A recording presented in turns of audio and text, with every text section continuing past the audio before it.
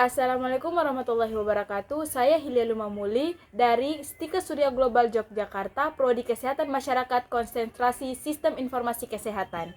Di sini saya akan menjelaskan mengenai alat reproduksi pada pria dan wanita. Pertama, saya akan menjelaskan tentang alat reproduksi wanita bagian luar. Yang pertama itu ada mons pubis. Mons pubis adalah tempat tumbuhnya rambut kemaluan pada wanita. Setelah itu ada labia minora. Labia minora adalah bibir kecil pelindung alat genitalia. Setelah itu ada himen. Himen itu adalah selaput darah. Setelah itu labia mayora. Labia mayora adalah bibir besar yang menutupi organ genitalia bagian dalam. Setelah itu ada anus. Anus itu adalah tempat keluarnya fesus atau kotoran ini dari tubuh manusia. Setelah itu ada urethral opening, yaitu adalah saluran keluarnya air kencing atau urin, tempat keluarnya urin. Selanjutnya saya akan menjelaskan tentang organ reproduksi wanita bagian dalam atau bagian internal. Yang pertama itu adalah tuba fallopi. Tuba fallopi adalah tempat bertemunya antara sel telur dan sel sperma. Setelah itu ada uterus. Uterus adalah tempat calon bayi dibesarkan.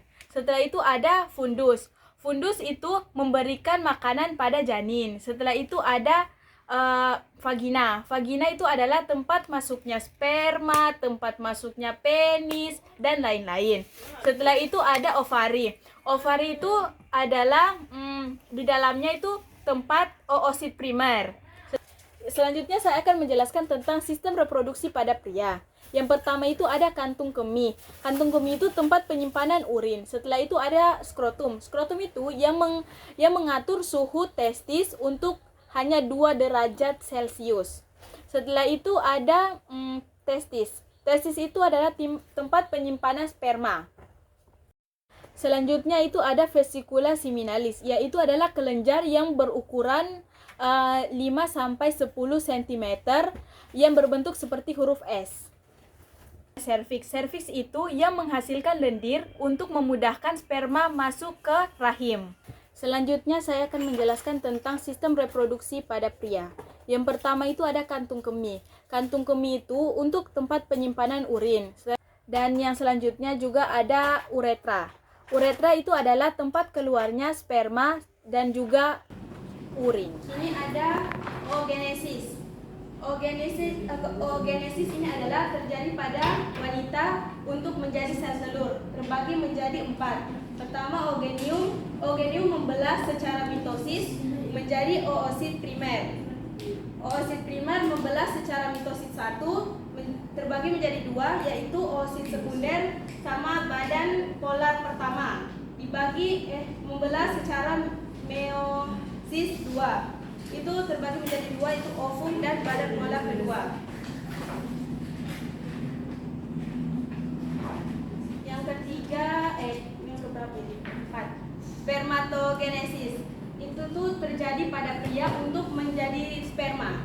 Itu terbagi menjadi 5. Yang pertama, spermatogonium membelah dengan cara mitosis, membelah menjadi terdapat ini spermatosis primer, membelah juga dengan cara mitosis 1, meiosis 1, menghasilkan mitosis sekunder, terus membelah juga dengan cara meiosis 2, menghasilkan spermatid untuk menjadi spermatozoa. Oke, di sini saya akan menjelaskan mengenai fertilisasi dan menstruasi. Fertilisasi adalah proses pelemburan antara sel telur dan sel sperma yang terjadi di dalam saluran telur. Gambarnya seperti ini. Jika sperma ingin masuk ke dalam sel telur, harus melewati 3 lapisan. Yang pertama adalah lapisan corona radiata, yang kedua lapisan perusida, yang ketiga lapisan membran plasma. Di antara banyaknya sperma yang akan berhasil masuk hanya satu sperma saja. Dan di saat sperma ingin masuk ke dalam sel telur dibantu oleh enzim dalam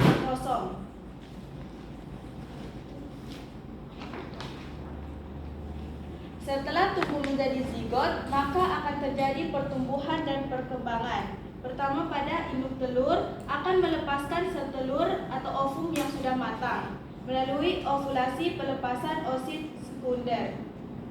Yang setelah itu terjadi pembuahan. Pada hari pertama yaitu terjadi zigot, hari kedua menjadi 2 sel, hari ketiga 4 sel, hari keempat 16 sel, hari kelima menjadi blastokista awal.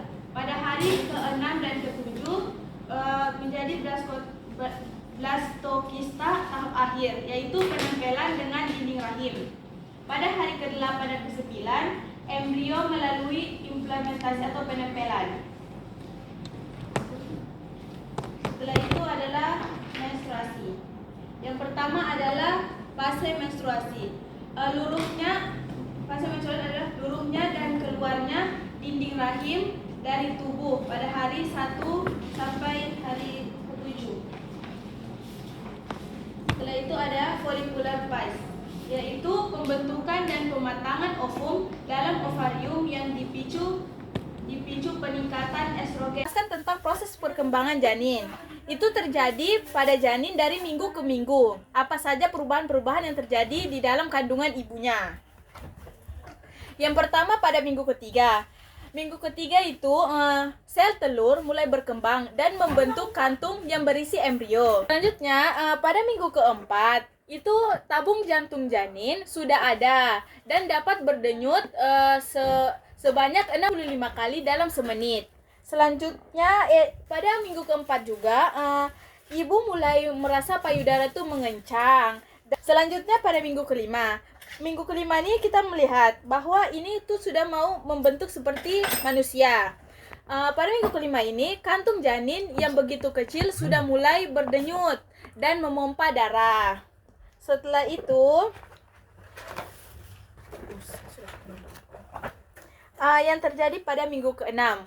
Minggu ke-6 itu adalah tempat di mana wajah bayi atau bagian di mana wajah bayi akan tumbuh, mata, hidung, mulut, dan telinga dan lain-lain itu sudah mulai terbentuk lingkaran begitu. Dan bayi juga udah mulai melengkung seperti huruf C. Setelah itu pada minggu ke-7, yaitu tangan dan kaki bayi sudah mulai terbentuk tapi belum terlalu sempurna.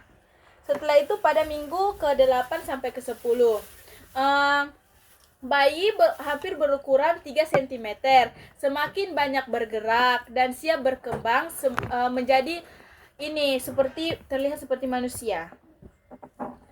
Setelah itu yang terjadi pada minggu ke-11 sampai pada minggu ke-13, yaitu otak bayi mulai berkembang, ginjal mulai mengeluarkan urin. Pada minggu ke-14 sampai ke-18, indera perasa bayi sudah mulai terbentuk. Alat sudah dapat mendeteksi cahaya dan alat kelamin juga sudah berbentuk dengan baik.